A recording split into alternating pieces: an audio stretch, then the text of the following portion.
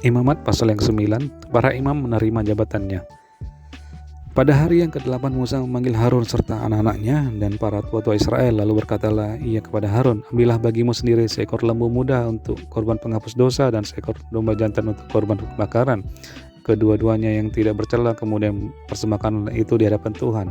Dan kepada orang Israel haruslah engkau berkata begini, ambillah seekor kambing jantan untuk korban penghapus dosa dan seekor anak lembu dan seekor domba masing-masing berumur setahun dan yang tidak bercela untuk korban bakaran, dan lagi seekor lembu dan seekor domba jantan untuk korban keselamatan supaya dikorbankan di hadapan Tuhan, dan dikorbankan sajian yang diolah dengan minyak, karena pada hari ini Tuhan akan menampakkan diri kepadamu. Kemudian dibawa merekalah apa yang diperintahkan Musa ke kemah pertemuan, lalu mendekatlah segenap umat itu dan berdiri di hadapan Tuhan. Kata Musa, inilah firman yang diperintahkan Tuhan kamu perbuat agar kemuliaan Tuhan tampak kepadamu. Kata Musa kepada Harun, datanglah mendekat kepada mezbah, olahlah korban penghapus dosa dan korban bakaranmu, dan adakanlah pendamaian bagimu sendiri dan bagi bangsa itu sesudah itu. Olahlah persembahan bangsa itu dan adakanlah pendamaian bagi mereka seperti yang diperintahkan Tuhan. Maka mendekatlah Harun kepada mezbah dan disembelihnyalah anak lembu yang akan menjadi korban penghapus dosa baginya sendiri. Anak-anak Harun menyampaikan darah lembu itu kepadanya, dan Harun mencelupkan jarinya ke dalam darah itu dan membubuhnya pada tanduk-tanduk mezbah. Darah selebihnya dituangkannya pada bagian bawah mezbah. Lemak, buah pinggang dan umbai hati dari korban penghapus dosa itu dibakarnya di atas mezbah, seperti yang diperintahkan Tuhan kepada Musa. Tetapi daging dan kulitnya dibakarnya habis di luar perkemahan.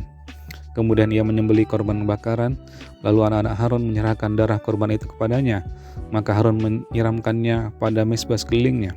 Juga diserahkan merekalah kepadanya korban bakaran itu menurut bagian-bagian tertentu beserta dengan kepalanya, lalu dibakarnya di atas mezbah. Isi perut dan betisnya dibasuhnya dan dibakarnya dengan korban bakaran di atas mezbah.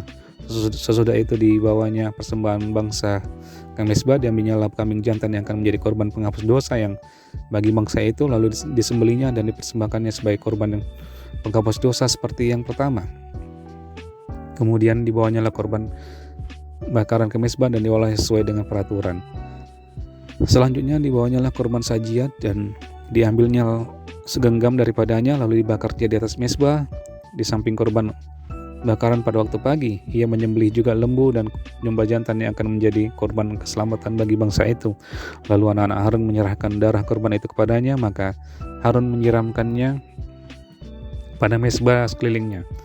Tetapi segala lemak dari lembu dan dari domba jantan itu, yakni seekor yang berlemak, lemak yang menutupi isi perut, buah pinggang dan umbai hati, segala lemak itu diletakkan mereka di atas dada kedua korban itu.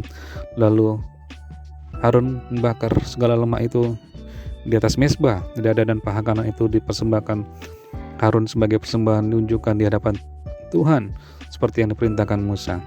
Harun mengangkat kedua tangannya atas bangsa itu lalu memberkati mereka. Kemudian turunlah ia setelah mempersembahkan korban penghapus dosa, korban bakaran dan korban keselamatan. Masuklah Musa dan Harun ke dalam kemah pertemuan setelah keluar mereka memberkati bangsa itu. Lalu tampaklah kemuliaan Tuhan kepada segenap bangsa itu, dan keluarlah api dari hadapan Tuhan lalu menghapuskan korban bakaran dan segala lemak di atas mezbah. Tatkala seluruh bangsa itu melihatnya, bersorak-soraklah mereka lalu sujud menyembah. Imamat pasal yang ke-10, kematian Nadab dan Abihu. Kemudian anak-anak Harun, Nadab dan Abihu masing-masing mengambil perbaraannya, membubuh api ke dalamnya serta menaruh hukuman ke atas api itu. Dengan demikian mereka mempersembahkan ke hadapan Tuhan api yang asing yang tidak diperintahkannya kepada mereka. Maka keluarlah api dari hadapan Tuhan lalu menghanguskan keduanya sehingga mati di hadapan Tuhan. Berkatalah Musa kepada Harun, inilah yang difirmankan Tuhan, kepada orang yang karib kepadaku kunyatakan kekudusanku, dan di muka seluruh bangsa itu akan kuperlihatkan kemuliaanku. Dan Harun berdiam diri. Kemudian Musa memanggil Misael dan Elsafan dan anak-anak Uziel, paman Harun. Lalu berkatalah ia kepada mereka, datang kemari, angkatlah saudara-saudaramu ini dari depan tempat kudus keluar perkemahan. Mereka datang dan mengangkat mayat keduanya masih berpakaian kemeja keluar perkemahan seperti yang dikatakan Musa. Kemudian berkatalah Musa kepada Harun dan kepada Eleazar dan Itamar anak-anak Harun, Janganlah kamu berkabung dan janganlah kamu berduka cita, supaya jangan kamu mati, dan jangan Tuhan memurkai segenap umat ini. Tetapi saudara-saudaramu, yaitu seluruh bangsa Israel, merekalah yang harus menangis karena api yang dinyalakan Tuhan itu. Janganlah kamu pergi dari depan pintu kemah pertemuan, supaya jangan kamu mati, karena minyak urapan Tuhan ada di atasmu. Mereka melakukan sesuai dengan perkataan Musa. Ayat ke-8, larangan tentang minuman keras bagi imam yang menyelenggarakan kebaktian. Tuhan berfirman kepada Harun, janganlah engkau minum anggur atau minuman keras, engkau serta anak-anakmu bila kamu masuk ke dalam kemah pertemuan, supaya jangan kamu mati. Itulah suatu ketetapan untuk selamanya bagi kamu turun-temurun. Haruslah kamu dapat membedakan antara yang kudus dengan yang tidak kudus, antara yang najis dengan yang tidak najis. Dan haruslah kamu dapat mengajarkan kepada orang Israel segala ketetapan yang telah difirmankan Tuhan kepada mereka dengan perantaran Musa. Ayat ke-12, bagian imam dari korban. Kemudian berkatalah Musa kepada Harun dan kepada Eleazar dan Itamar, anak-anak Harun yang tinggal itu, ambillah korban sajian yang tinggal dari segala korban api-apian Tuhan, dan makanlah itu sebagai roti yang tidak beragi di samping mezbah, karena itulah bagian maha kudus. Haruslah kamu memakannya di suatu tempat yang kudus, karena itulah ketetapan bagimu dan anak-anakmu dari segala korban api-apian Tuhan, sebab demikianlah diperintahkan kepadaku. Dada persembahan unjukan dan paha persembahan khusus itu haruslah kamu makan di suatu tempat yang tahir, engkau ini serta anak-anakmu laki-laki dan perempuan, karena semuanya diberikan sebagai ketetapan bagimu dan anak-anakmu dari segala korban keselamatan orang Israel. Paha persembahan khusus dan dada persembahan unjukan itu haruslah dibawa mereka ke tempat segala korban api-apian yang dari lemah itu, supaya dipersembahkan sebagai persembahan unjukan di hadapan Tuhan. Itulah suatu ketetapan untuk selamanya bagimu serta bagi anak-anakmu, seperti yang diperintahkan Tuhan.